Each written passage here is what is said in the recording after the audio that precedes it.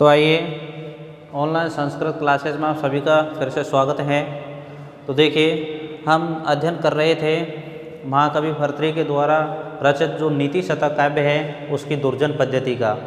तो पिछले भाग में हमने दुर्जन पद्धति के 5 श्लोक पढ़ लिए हैं। अब बचे हुए 5 श्लोक पढ़ेंगे, इनका अध्ययन करेंगे। तो देखिए जो दुर्जन पद्धति है इसके अंतर्गत महाकवि भर्तृहरि ने जो दुर्जन व्यक्तियों का स्वभाव होता है, उनकी किस प्रकार की वृत्ति होती है उसके बारे में वर्णन किया है। तो पिछले जो कुछ श्लोक थे इसमें भी यही प्रकार के स्वाभाविक वृत्ति के बारे में बताया गया था कि जो दुष्ट लोग होते हैं, जो दुर्जन वृत्ति के जो लोग रहते हैं, वो हमेशा दूसरे लोगों में दोषों का आरोपण करते रहते हैं।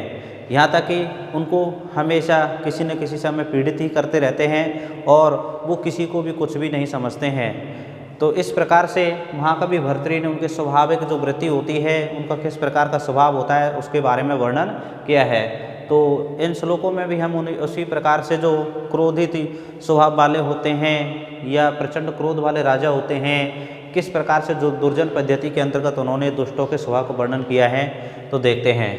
तो देखिए ये श्लोक है अपना, न कश्चित चंडकोपा नाम आत्मीयो नाम भुभुजाम होतारमपि चुहानम स्पृष्टो दहति पावक है। तो देखिए इस श्लोक के अंतर्गत महाकवि भर्तृहरि ने उन क्रोधित जो राजा होते हैं, यानी जो प्रचंड क्रोध उनका ऐसा स्वभाव रहता है कि वो हमेशा किसी न किसी व्यक्ति पर क्रोधित ही करते रहते हैं, अर्थात प्रचंड क्रोध वाले। तो ऐसे राजाओं का कोई भी अपना नहीं होता है, चाहे वो अपना व्यक्ति हो, चाहे वो पराया हो, चाहे सेवक वर्ग कोई उसका कोई भी हो, वो किसी को भी दंड दे सकता है, क्योंकि उनका जो स्वभाव होता है उस दुर्जन जो व्यक्ति होते हैं उनकी स्वाभाविक वृत्तियों से युक्त होता है। इस कारण से वो कभी भी किसी पर भी दया नहीं करते हैं। तो इस प्रकार से यहाँ पर अग्नि का उदाहरण दे करके महाकवि भर्तृहरि ने श्लोक में बताया है कि भाई जिस प्रकार से हम हवन करते हैं और हवन के अंतर्गत कोई भी आहुति डालते तो अग्नि केवल प्रचंडित होती है, और यदि उस प्रचंड अग्नि के अंतर्गत हम हाथ को देंगे तो वो हमें केवल और केवल जलाएगी, क्योंकि उसका स्वभाव क्या है, उत्तरोत्तर बढ़ना, यानी क्रोधी जैसा स्वभाव है। तो इस प्रकार से चाहे वो उसके सामने होता हो, यानी वो हवन करने वाला व्यक्ति हो, चाहे कोई और हो, वह किसी को भी नहीं बख्शती है। उसी प्रकार से एक जो क्रोधी राजा होता है, प्रचंड क्रोध वाले जो राजा होता है, उसको भी कोई अपना पराया नहीं होता है, वो हमेशा उनको दंड देते हैं। तो देखिए किस प्रकार से, न कश्चित चंडकोपा नाम, कश्चित माने कोई भी, न माने नहीं होता है, चंड माने प्रचंड, कोपा नाम माने क्रोध वाले, भुभुजा माने राजाओं का, आत्मीय माने अपना, नाम माने कोई भी व्यक्ति, यानी प्रचंड क्रोध वाले राजाओं का अपना कोई भी नहीं होता है। होतारमपि जुहानम स्पृष्टो, स्पृष्टो को मानो स्पर्श किए जाने पर, जो पावक माने आग होती है, अग्नि होती है, क्योंकि स्पर्श किए जाने पर भी जो जुहानम पावक है, होतारमपि दहति, यानी स्पर्श किए जाने पर भी जो हवन की जाती हुई जो अग्नि होती है वो होता को भी जला देती है। यानी जब हम हवन करते हैं, जोहानम का मतलब हम जो उसमें आहुति देते हैं और वो अग्नि प्रज्वलित होती है, यदि वो उसमें हाथ को देंगे तो वो केवल और केवल जलाएगी।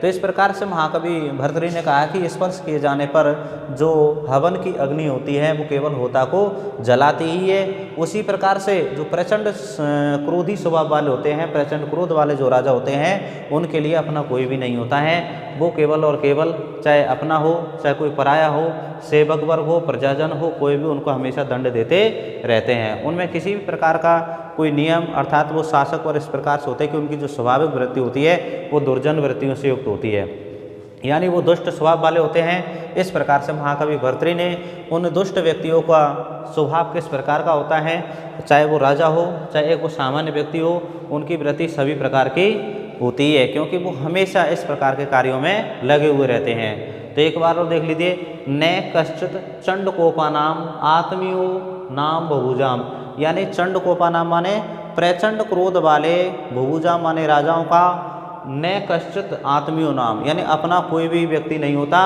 गोतारम अपि जुहानम स्पृष्टो दहति पावकम, क्योंकि स्पर्श किए जाने पर हवन की अग्नि, होतारम माने उस हवन करने वाले को भी जला देती है। ठीक है, ये आपके समझ में आ गया होगा। अगला श्लोक देखते हैं, मौनात् मूके प्रवचन पटुर्वातुलो जल्पको वा भ्रष्टे पार्श्वे वसति च सदा दूरतश्च प्रगल्भः ख्यान्तया भीरुर्यदीनः सहते प्रायसो यो न विजात सेवा धर्म परम गहनो योगिनामपि अगम्यः। तो देखिए इस श्लोक के अंतर्गत महाकवि भर्तृहरि ने सेवा धर्म को किस प्रकार से निभाया जाता है, अर्थात एक सेवक होता है वो अपनी सेवा देता है कहीं भी, जैसे राजकुल में हुआ या कहीं और जगह हुआ, लेकिन उसका जो स्वभाव होता है वो सेवा धर्म होता है। उसके बारे में महाकवि भर्तृहरि ने श्लोक में वर्णन किया है कि भाई सेवा धर्म करना कितना कठिन होता है, अर्थात ये सेवा धर्म को निभाना कितना कठिन होता है, क्योंकि व्यक्ति सेवा को करते हुए अन्य प्रकार के दुर्गुणों का शिकार भी हो जाता है। क्योंकि जो जिनकी वृत्ति ठीक नहीं होती है, भाई अपन की जो पद्धति कौन सी है, दुर्जन पद्धति, यानी दुष्टों का जो स्वभाव होता है वो वैसा ही रहता है, वो कभी भी नहीं बदलता।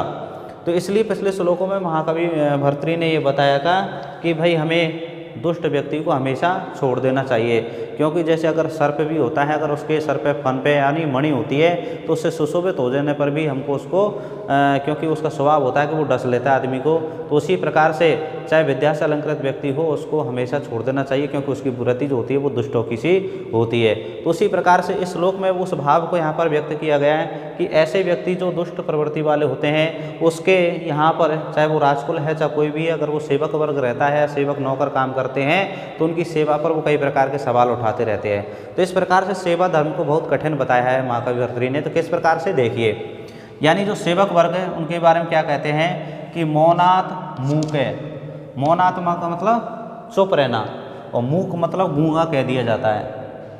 यानी कहने का मतलब है जो सेवक होता है उसको चुप रहने पर, मौन माने चुप रहने पर, मूक माने गूंगा बता दिया जाता है।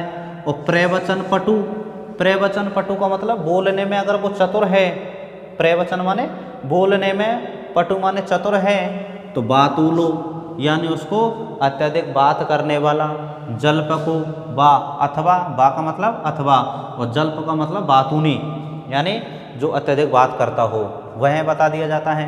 यानी सेवक के चुप रहने पर उसे गूंगा बता दिया जाता है, बोलने में यदि चतुर है तो उसे प्रलाप करने वाला या फिर उसको फालतू बोलने वाला या फिर अत्यधिक जो फालतू बोलते हैं जल्पक व्यक्ति होते हैं, वातूनी होते हैं, उसको बता दिया जाता है। तो सेवक चुप रहने पर गूंगा कह दिया जाता है, बोलने में यदि वह चतुर है तो प्रलाप करने वाला या फिर बातूनी कह दिया जाता है। दृष्ट पार्श्वे वसति च सदा, और सदा माने हमेशा, च माने और वसति माने रहता है, पार्श्व माने पास में, तो दृष्ट माने डीठ बता दिया जाता है। यानी यदि वो सेवक हमेशा पास में रहने लगता है तो उसको डीठ बता दिया जाता है। दूरतश्च प्रगल्भ, और यदि वह दूर रहता है तो उसको अप्रगल्भ यानी अकुशल बता दिया जाता है कि उसमें कोई भी किसी प्रकार की कुशलता नहीं है। तो आपको समझ में आ रहा होगा किस प्रकार से जो सेवा धर्म है उसको निभाना कठिन होता है कि भाई सेवक होता है वो चुप रहने पर गूंगा बता दिया जाता है, और बोलने में यदि वो चतुर है, कुशल है, तो उसको प्रलाप कर ले वाला या फिर बातूनी कह दिया जाता है। यदि वह हमेशा पास में रहता है तो उसको डीठ बता दिया जाता है, दूर है, और यदि वह दूर रहता है तो अप्रगल्भ माने अकुशल बता दिया जाता है। ख्यान्तया भीरु, यदि, और यदि वो क्षमाशील है, सहनशील है, हर किसी प्रकार की बात को सहन कर लेता है तो भीरु उसको डरपोक कह दिया जाता है। न सहते प्रायसो न विजात, और न सहते यदि वह सहन नहीं करता है, भाई यदि वो सहन कर लेता है, क्षमाशील है, तो उसको डरपोक कह दिया जाता है। और यदि वो सहन नहीं करता है तो उसको प्रायसोन अभिजात, न अभिजात का मतलब उसको अकुलीन बताया दिया जाता है, यानी वो उच्च कुल में उत्पन्न नहीं होता ऐसा मान लिया जाता है कि भाई ये अकुलीन है। सेवा धर्म परम गहनो योगिनाम अपि अगम्य, इसलिए जो सेवा धर्म है परम गहनो माने बहुत कठिन होता है, योगी नाम माने योगियों के द्वारा भी अगम्य जाने नहीं पहुंचा जा सकता उस पर। यानी इस प्रकार से जो ये सेवा धर्म है बहुत कठिन होता, जो योगियों के लिए भी पहुँच से बाहर है, अर्थात इस धर्म को वो भी नहीं निभा सकते। इस प्रकार से जो दुष्ट प्रवृत्ति वाले जो लोग होते हैं, जिनका स्वभाव हमेशा क्रोध से युक्त रहता है या फिर वो हमेशा दूसरों को पीड़ित करते हैं, ऐसे व्यक्तियों के द्वारा यदि उसके पास में उसका सेवक रहता है या कोई उसका व्यक्ति रहता है तो वो हमेशा उसके स्वभाव के अंतर्गत दोषों का आरोपण करते रहते हैं। ठीक तरह से कार्य करने पर भी उनके कार्य में वो दोष निकालते हैं। जिस प्रकार से श्लोक में महाकवि भर्तृ ने वर्णन किया है कि मौनात् मूके प्रवचन पटुर्वातुलो जल्पको वा दृष्ट पार्श्वे वसति सदा च दूरतश्च प्रगल्भा ख्यान्ता वीरोर यदि न सहते प्रायसो न विजात सेवा धर्म परम गहनो योगिनाम अपि अगम्य। यानी यदि वह सेवक मौन रहता है, चुप रहता है तो उसको मूक यानी गूंगा बता दिया जाता है। यदि वो बोलने में चतुर है तो उसको अत्यधिक बात करने वाला या बातूनी कह दिया जाता है। यदि वह हमेशा पास में रहता है तो उसको डीठ बताया जाता है। यदि वह दूर रहता है तो अकुशल कह दिया जाता है। यदि वह क्षमाशील है, सहन कर लेता है तो डरपोक कह दिया जाता है। और यदि वह सहन नहीं करता है तो उसको अकुलीन बताया जाता है। इस प्रकार से सेवा धर्म बहुत कठिन है जो योगियों के लिए भी अगम्य है। ठीक है, अब अगला श्लोक देखिए। उद्भासिताखिल खलस्य विशृंखलस्य प्राक जात विस्तृत निजा धर्म कर्म व्रते दैवात् अवाप्त विभवस्य गुण द्वेषोऽस्य नीचस्य गोचर गतै सुखमाप्यते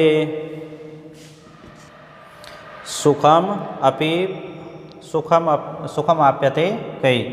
तो देखिए इस श्लोक के अंतर्गत भी उन मूर्ख व्यक्तियों के बारे में अर्थात जो दुष्ट प्रवृत्ति वाले व्यक्ति है उनके स्वभाव के बारे में बताया गया है कि ऐसे व्यक्ति जो दुष्ट स्वभाव वाले होते हैं वो केवल और केवल अपने स्वभाव जैसे व्यक्तियों का मतलब उसका साथ देते हैं, उनकी ही हमेशा सहायता करते हैं, उनकी ही उन्नति में वो सहयोग करते हैं। तो देखिए इस प्रकार से ये अपना श्लोक हुआ। उद्भाषित अखिल खलस्य, उद्भाषित अखिल खलस्य का मतलब क्या हुआ कि दुष्टों की जो उन्नति होती है उसमें बढ़ावा देने वाले, अर्थात दुष्टों को कार्यों में सहयोग देने वाले। विशृंखलस्य माने मर्यादाहीन। और प्राक जात विस्तृत निज अधर्म कर्म व्रते, प्राक जात का मतलब पूर्व में ही अपने जो कर्म किए हैं उनका ही अनुसरण करने वाले। दैवात अवाप्त विवश्य, और भाग्य से प्राप्त धन्य बने हुए यानी भाग्य के कारण वो धनी बने हुए। गुण द्वेषवश्य, और गुणों से द्वेष करने वाले। नीचस्य गोचर गतई सुखम अप्यतई के, अर्थात उस नीच व्यक्ति की दृष्टि में कौन कौन व्यक्ति नहीं आते हैं, अर्थात उनकी दृष्टि में वो किसी को भी नहीं छोड़ते हैं। तो आया होगा आपके समझ में अर्थ, एक बार और देख लीजिए कि उद्भाषित अखिल खलस्य, महाकवि भर्तृ कहते हैं कि उद्भाषित अखिल खलस्य का मतलब दुष्टों का साथ देने वाले, मर्यादाहीन, अपने पूर्व कर्मव्रति को ही करने वाले, भाग्य से प्राप्त धन से धनी बने हुए, गुणों से द्वेष करने वाले। उन नीच लोगों की दृष्टि में कौन व्यक्ति नहीं आता है, अर्थात उनकी दृष्टि में वो सभी व्यक्तियों को हमेशा इसी प्रकार से देखते हैं। कहने का मतलब वो उनका जो स्वभाव जिस प्रकार से दुर्जन वृत्ति का होता है वो हमेशा दुष्टों का ही सहयोग देते हैं। वो मर्यादाहीन होते हैं, वो किसी प्रकार के नियमों का पालन भी नहीं करते। और प्राक जात विस्तृत निज अधर्म कर्म, और पहले जो उन्होंने जो अधर्म किए हैं, जो उन्होंने गलत कर्म किए हैं वो उनका ही अनुसरण करके आगे बढ़ते हैं। और भाग्य से यदि उनको कोई धन भी प्राप्त हो जाता है तो उससे धनवान हो जाते हैं, हमेशा गुणों से द्वेष रखते हैं। तो इस प्रकार से ऐसे नीच व्यक्तियों की दृष्टि में कौन व्यक्ति नहीं आता, अर्थात उनकी दृष्टि में हर व्यक्ति आ जाता है और उस व्यक्ति को उसी प्रकार की दृष्टि से देखते हैं। ठीक है, अगला श्लोक देखिए। आरंभ गुरुवीक्षणे क्रमेण लघवी पुरा वृद्धिमतीश्च पश्चात् दिनस्य पूर्वार्ध परार्ध भिन्ना छायेव मैत्री खल सज्जनानाम। तो देखिए इस श्लोक के अंतर्गत महाकवि भर्तृ ने दुष्ट लोगों की और जो सज्जन व्यक्तियों की मित्रता किस प्रकार से होती है उसका बड़ा ही सुंदर और रोचक वर्णन किया है कि भाई जो दुष्ट व्यक्ति होते हैं और एक होता है सज्जन व्यक्ति, यदि उनसे मित्रता की जाती है तो दुष्ट व्यक्ति क्या करता है, हमेशा जब जैसी मित्रता करता है तो वो हमेशा बढ़ा चढ़ा करके करता। कहने का मतलब वो हमेशा अनेक प्रकार की बातें करता है, अपने आप का दिखावा करता है, परंतु जैसे ही समय गुजरता चला जाता है उसकी मित्रता छोटी होती चली जाती है। परंतु जो सज्जन व्यक्ति होते हैं वो किस प्रकार से मित्रता करते हैं कि वो पहले सामने वाले को परखते हैं और जानते हैं कि भाई ये किस प्रकार का स्वभाव रखता है, और धीरे धीरे हमेशा उसकी जो मित्रता बढ़ती चली जाती है। तो देखिए किस किस प्रकार से महाकवि भर्तृहरि ने दिन के पूर्वार्ध भाग की छाया और परार्ध भाग की छाया का उदाहरण किस प्रकार से देते हुए वो दुष्ट और सज्जन व्यक्तियों की मित्रता का वर्णन कर रहे हैं कि देखिए, खल सज्जनानाम मैत्री। खल मान होता है मूर्ख यानी दुष्ट व्यक्ति, और सज्जनानाम माने सज्जन व्यक्ति, यानी दुष्ट और सज्जन व्यक्तियों की जो मित्रता दिन के पूर्वार्ध और परार्ध भाग की छाया की तरह आरंभ गुरवी, पहले तो बड़ी होती है फिर क्रम अनुसार छोटी होती चली जाती है, और लघवी पुरा वृद्धिमती, और पहले वृद्धिमती बड़ी होती है से पश्चात, और उसके पश्चात लघवी पुरा यानी पहले छोटी होती है वृद्धिमती से पश्चात और बाद में बड़ी होती चली जाती है। अब किस प्रकार से, ये तो एक उसका श्लोक का एक अर्थ हो गया कि भाई दुष्ट और सज्जन लोगों की मित्रता दिन के पूर्वार्ध भाग की छाया और परार्ध भाग की छाया की तरह पहले बड़ी बाद में छोटी होती चली जाती है, और लघवी पुरा, और जो सज्जनों की मित्रता है वो लघवी पुरा पहले छोटी होती है वृद्धिमती से पश्चात और बाद में बड़ी होती चली जाती है। ठीक है, अब इसको अलग अलग करके देखते हैं कि भाई खल यानी जो मूर्खों की, जो दुष्ट लोगों की जो मित्रता होती है दिन के पूर्वार्ध भाग की तरह, यानी दिन का जो पूर्वार्ध भाग का मतलब भाई जैसे दिन होता है और उसका पूर्व आधा भाग उगने से और दोपहर तक का ये पूर्वार्ध भाग हुआ, यानी जब दिन उगता है सूर्य, जैसे ही सूर्योदय होता है तो उसकी जो छाया होती है पूरे भूमंडल पर होती है, यानी वो बड़ी होती है। और जैसे ही सूर्य उगता हुआ ऊपर बढ़ता है, सूर्योदय होता है तो उसकी छाया धीरे धीरे कम होती चली जाती है। तो ऐसे ही दुष्ट लोगों की मित्रता होती है कि वो जब किसी से मित्रता करते हैं, मिलते हैं, तो वो हमेशा बढ़ चढ़ा करके बातें करते हैं और बहुत दिखावा करते हैं, लेकिन जैसे छाया सूर्य की कम होती चली जाती है उसी प्रकार से दुष्ट लोगों की जो मित्रता होती है वो भी कम होती चली जाती है। ठीक है, आपको समझ में आ रहा होगा कि दुष्ट व्यक्तियों की जो मित्रता दिन के पूर्वार्ध भाग की छाया की तरह आरंभ गुरबी यानी पहले तो बहुत बड़ी होती है और खैनी क्रमेण फिर धीरे धीरे छोटी होती चली जाती है। और सज्जनानाम मैत्री, और जो सज्जन लोगों की मित्रता होती है दिन के परार्ध भाग की छाया। अब परार्ध भाग कौन सा होता है, दोपहर बाद जैसे ही सूर्य ढलने को जाता है तो वो छाया क्या होती है, वो छोटी होती है। भाई इधर से सूर्य का जब पूर्वार्ध भाग हुआ तो उसकी छाया पूरे भूमंडल पर है, और वो जैसे बढ़ रहा है अपन की छाया उसकी घटती चली जाती है। अब जैसे ही वो पूर्वार्ध भाग से ढलने की ओर जाएगा तो उसकी छाया फिर धीरे पहले तो छोटी होती है और फिर उधर से बड़ी होते हुए चली जाती है। ठीक है, तो इस प्रकार से सज्जन लोगों की मित्रता दिन के परार्ध भाग की छाया की तरह लघवी पुरा, पहले तो छोटी होती है वृद्धिमती से पश्चात और पीछे बड़ी होती चली जाती है। ठीक है, आपको समझ में आ गया, यानी हमेशा सज्जन लोगों की मित्रता पहले छोटी होती है फिर धीरे धीरे बढ़ती है, क्योंकि वो हर चीज़ का मूल्यांकन करते हैं। दुष्ट लोगों की मित्रता वो हमेशा पूर्वार्ध भाग की छाया की तरह पहले हमेशा बड़ा चढ़ा करके बात कर देते हैं और बस संयोग कर लेते हैं और धीरे धीरे उनकी मित्रता छोटी होती चली जाती है, जिस प्रकार से सूर्योदय की छाया पूर्वार्ध भाग तक छोटी होती है। ठीक है, तो एक बार और देख लीजिए, यानी मूर्ख अर्थात दुष्ट लोगों की और सज्जन लोगों की मित्रता दिन के पूर्वार्ध और परार्ध भाग की छाया की तरह पहले बड़ी फिर छोटी होती चली जाती है, और पहले छोटी फिर बाद में बड़ी होती चली जाती है। ठीक है, यानी फर्स्ट लाइन तो किसकी है, दुष्ट लोगों की, और ये सेकंड लाइन कौन की है, सज्जन लोगों की। ठीक है, इसको अलग अलग कर सकेंगे, यानी दुष्ट लोगों की मित्रता दिन के पूर्वार्ध भाग की छाया की तरह पहले बड़ी बाद में छोटी होती चली जाती है, और सज्जन लोगों की मित्रता दिन के परार्ध भाग की छाया की तरह पहले छोटी होती है फिर बाद में बड़ी होती चली जाती है। ठीक है, अब अगला श्लोक देखिए, मृगमीन सज्जनानाम तृणजल संतोष विहित वृत्तीनाम लुब्धक धीवर पशूना निष्कारणमेव वैरिणो जगति। तो देखिए, इस श्लोक के अंतर्गत भी महाकवि भर्तृहरि ने उन 3 ऐसे सज्जन वृत्ति वाले और 3 वैसे दुष्ट प्रवृत्ति वाले उन लोगों का संबंध यहाँ पर जैसे व्यक्त किया है महाकवि भर्तृहरि ने कि भाई वो बिना कारण के ही लोगों के दुश्मन बन जाते हैं। किस किस प्रकार से दुश्मन बनते हैं, तो आइए देखिए। मृग का मतलब होता है हिरण, मृग का मतलब हिरण, और मीन माने मछली, और सज्जन मान होता है सज्जन व्यक्ति। अब देखिए ये तीनों ही अपने जीवन का निर्वाह कैसे करते हैं। मृग माने हिरण तो खाता है, तृण माने घास, मीन माने मछली, मछली जल में रहती है, सज्जन संतोष विहित वृत्ति नाम यानी संतोष पूर्वक अपने जीवन का निर्वाह करते हैं। तो तृण माने होता है घास, जल और संतोष पूर्वक अपने जीवन का निर्वाह करने वाले मछली, हिरण, मछली और सज्जन व्यक्तियों का लोभधक धीवर पिसूना। लोभधक का मतलब होता है शिकारी, लोभधक का मतलब शिकारी, धीवर माने मछुआरा और पिसूनो माने चुगलखोर। निष्कारण अमेव यानी बिना कारण के ही, बैरिनो माने दुश्मन, जगती माने संसार में हो जाते हैं। कि भाई जो मृग माने हिरण होता है, मछली होती है और सज्जन व्यक्ति होते हैं, तो इन तीनों के जो दुश्मन है वो कौन है? लोभधक, धीवर, पिसूना, यानी एक तो शिकारी और एक मछुआरा और एक चुगलखोर। ये बिना कारण के ही उन लोगों से हमेशा ये बैरिनों का मतलब दुश्मन हो जाते हैं, बैर रखते हैं। क्योंकि अब यहाँ पर देखिए मृग क्या खाता है? तृण यानी घास खा करके अपने जीवन का निर्वाह करते हैं, पर बिना कारण के ही शिकारी उसको मार देता है। मीन माने मछली, क्या जल में रहती है, मछुआरा उसको बिना कारण की पकड़ करके उसका दुश्मन बन जाता है। सज्जन व्यक्ति संतोष से अपना जीवन निर्वाह करते हैं, पर चुगलखोर बिना कारण के उसके दुश्मन बन जाते हैं।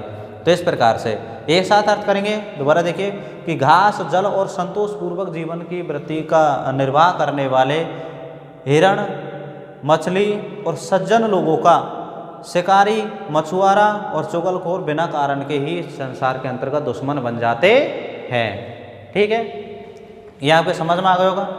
तो इस प्रकार से महाकवि भर्तृहरि ने दुर्जन पद्धति के अंतर्गत दुष्ट लोगों की जो प्रवृत्ति किस प्रकार से होती है, उनका स्वभाव किस प्रकार से होता है, वो दूसरे लोगों में कैसे गुण दोषों का आरोपण करते हैं और किस प्रकार से वो एक दूसरे को दुश्मन बन जाते हैं और किस प्रकार से उन लोगों की मित्रता होती है, इन सभी का वर्णन उन्होंने दुर्जन पद्धति में किया है। अब हम अगली पद्धति का जो अध्ययन है अगले भाग में करेंगे। तब तक आप पढ़ते रहिए और अभ्यास कीजिए।